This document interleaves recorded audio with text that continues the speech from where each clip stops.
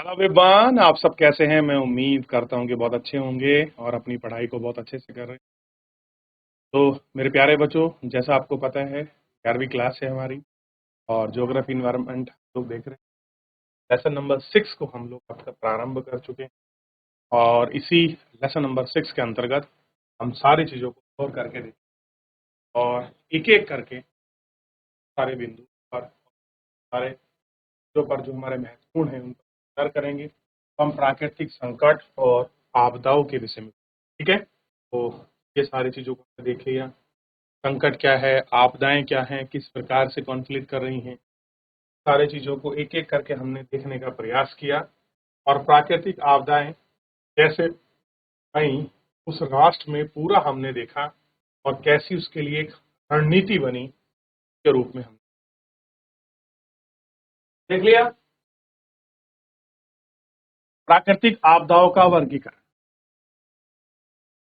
जो नेचुरल आपदा आती हैं का कुछ क्लासिफिकेशन वगैरह कुछ होता होगा, है इसका वर्गीकरण का ही वर्गीकरण हमको विश्व भर के लोग विभिन्न प्रकार की आपदाओं का अनुभव करते हैं, उनका सामना करते हैं, उन्हें सहन करते हैं। लोग अब इसके बारे में जागरूक हैं और नुकसान को कम करने की चेष्टा करते हैं। इनके प्रभावों को कम करने के लिए विभिन्न स्तरों पर कदम उठाए जा रहे हैं। प्राकृतिक आपदाएं दक्षता से निपटाने के लिए इनकी पहचान की जाए और वैज्ञानिक एकदम समझ जा सकते हैं। प्राकृतिक आपदाओं को मोटे तौर पर 4 प्रकार में वर्गीकृत किया गया। भारत में उन देशों में से एक है तभी प्राकृतिक आपदाएं घटित हो चुकी। आपदाओं की वजह से ही भारत में हर वर्ष हजारों लोगों की जान जाती है, करोड़ों रुपए का माली नुकसान होता है और आगे भारत में नुकसानदायक प्राकृतिक आपदाओं का खंडन भी किया क्या अभी ये सारी चीजें हमको इसमें देखती हैं और हमें देखने के लिए भी मिलती है। ठीक, आगे देखिए। अब कह रहे हैं प्राकृतिक आपदाएं न्यूनीकरण और अंतर्राष्ट्रीय दशक याकोहामा की रणनीति और सुरक्षा और संसार के लिए जो कार्य हैं। संयुक्त राष्ट्र के सभी सदस्य देश तथा अन्य देशों में एक बैठक प्राकृतिक आपदा न्यूनीकरण विश्व कॉन्फ्रेंस 2023 से 27 में मई में याकोहामा नगर हुआ। प्राकृतिक आपदा को लेने के लिए एक एप्लीकेशन बैठाई गई वर्ल्ड लेवल पर 23 से 27 मई 2024 याकोहामा जापान। बहुत इंपॉर्टेंट है, पहली बार ऐसा हो रहा है कि वर्ल्ड लेवल पर कोई एक कॉन्फ्रेंस हो रही है, उस कॉन्फ्रेंस को ऑर्गेनाइज किया जा रहा है ताकि हमारे विश्व जो चीजें हैं जैसे आपदा ना आए, चीजें ठीक रहें, उनको मैनेज करने की। इस बैठक में स्वीकार किया गया कि पिछले कुछ वर्षों में प्राकृतिक आपदाओं के कारण मानवीय जीवन आर्थिक क्षति हुई है। समाज प्राकृतिक आपदाओं में सुभेद किया गया है, स्वीकार किया गया है। ये आपदाएं विशेषतः विकासशील देशों के जीव और संधानीय समुदाय को ठीक क्या करती हैं, जो को आपका प्रभावित कर। इसलिए इस बैठक में एक दशक तथा इनमें आपदाओं में होने वाली क्षति कम करने की रणनीति याकोहामा कम करने की रणनीति है। इसी को हम क्या जानते हैं, याकोहामा। तो आपकी रणनीति याकोहामा रणनीति, ठीक, पूछ ले याकोहामा रणनीति क्या आपको क्लियर देख लिया। कह रहे कि यह दर्जा होगा कि हर देश की जिम्मेदारी होगी कि वे प्राकृतिक आपदाओं से नगर की रक्षा करें। विकासशील देश विशेष रूप से सबसे कम विकसित कारों को अद्भुत छोटे प्रायद्वीपीय विकासशील देशों को रहे, जहां तक ठीक समझा जाए वहां से आपदा बचे, निम्नीकरण की तैयारी करें और इन चीजों पर हो और आपका सामर्थ्य का विकास करें। स्वैच्छिक संगठन समुदाय को गठित किया जाना है। यहाँ के कुछ उपक्षेत्र क्षेत्रीय तथा अंतर्राष्ट्रीय सहयोग के द्वारा उन कार्य को बढ़ावा देने के लिए बात कर रहे हैं। प्राकृतिक तथा दूसरी आपदाओं को रोकना, कम करना है, ठीक। और कह रहे हैं मानव तथा संस्थागत क्षमताओं का निर्माण, तकनीकी भाग सूचनाओं का एकीकरण, या इन सारी चीजों को हम,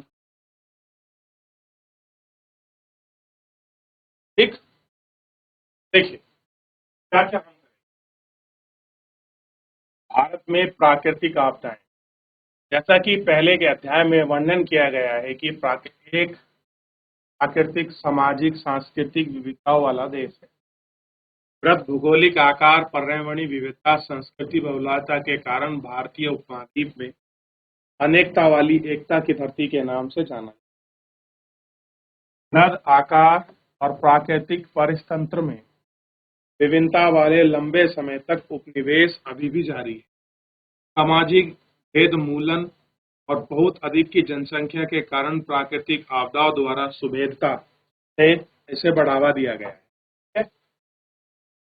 कैसा दिया गया है इसको? सुभेदता के साथ, सामाजिक और भेदमूलन के रूप में अच्छे से, ठीक। इन प्रेक्षणों के द्वारा कुछ ही मुख्य प्राकृतिक आपदाओं के कारण वर्णन स्पष्ट किया जा सकता है। क्या चीजें हैं जो बिल्कुल स्पष्ट है हमको, और स्पष्ट है हम उनको देख रहे हैं, ठीक। जैसे अब इसमें सबसे अच्छा रूप है भूकंप। भूकंप सबसे ज्यादा अपूर्व सूचनीय और विध्वंसक प्राकृतिक आपदा है।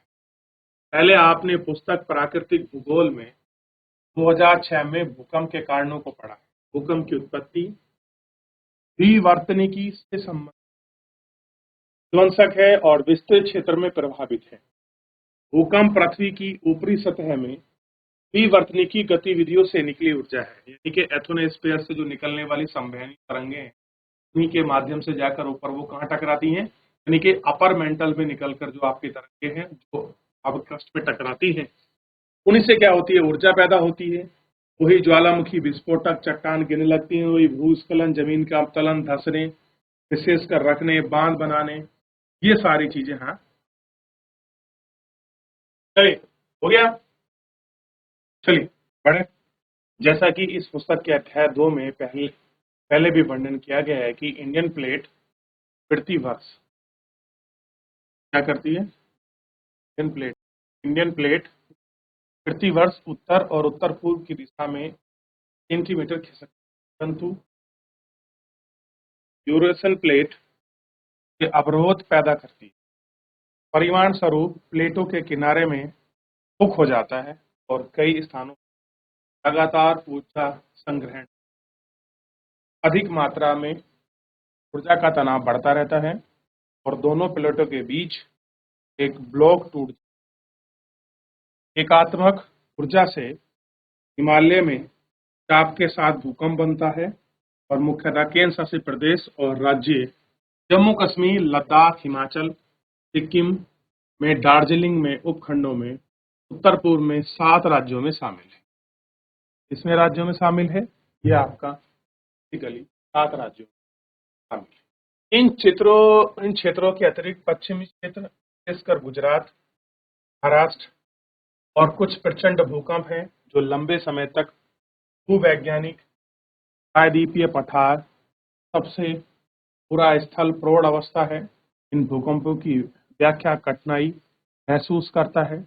कुछ समय पहले वैज्ञानिक ने एक नया सिद्धांत प्रतिपादित किया है, जिनके अनुसार लातूर, होशंगाबाद, महाराष्ट्र के नजदीक हिमालयन के साथ एक भ्रंश रेखा में और जो ऊर्जा संग्रहण होता हुआ तथा विमुख का कारण बनी है।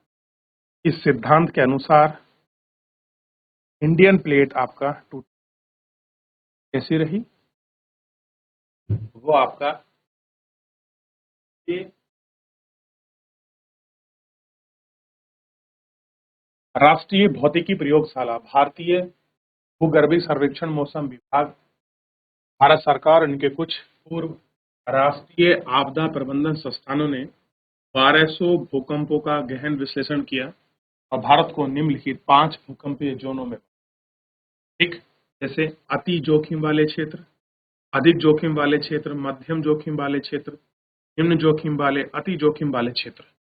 इन दोनों क्षेत्रों में भारत में सबसे प्रचंड भूकंप अनुभव किया, जैसा कि मानचित्र में इनमें इसका फीलिंग है, इसका अनुभव। ठीक, इन क्षेत्रों को देखिए। चलिए अब देखिए, ये कुछ क्षेत्र हैं। तो भूकंप 4, 5, 6, 7, 8, ये 9 है, 8, 9, 5, 4, 5, ये तो हो गया फिफ्थ में, 6, 7, 8, 9। ये क्या है? 9th zone, 8th zone, 7th zone, 6th zone और 5th जोन। इस तरह से जोन में डिवाइड है। तो जो अति वाले हैं कलर में है, डाउन वाले हैं लाइट है। सबसे पहले ये देखिए, तो कुछ क्षेत्र हैं, जैसे ये कच्छ भुज वाला क्षेत्र है, इसी के अंतर्गत आता है। अति जोखिम में, यानी कि ये इस जोन के अंतर्गत आता है। ठीक, उसके बाद ये वाला क्षेत्र है उत्तराखंड वाला, ये भी इसी में आता है कुछ पार्ट। अच्छा, ये जो पार्ट है नेपाल वाला और सिक्किम, ये भी इसमें आता है।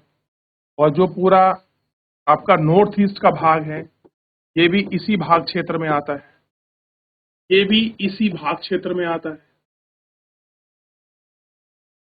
और ये भी इसी भाग क्षेत्र। ठीक, इन सभी भाग क्षेत्र, ये सारे क्षेत्र देख लिया। ये भाग नोवे जोन क्षेत्र है, देख लिया, देख लिया।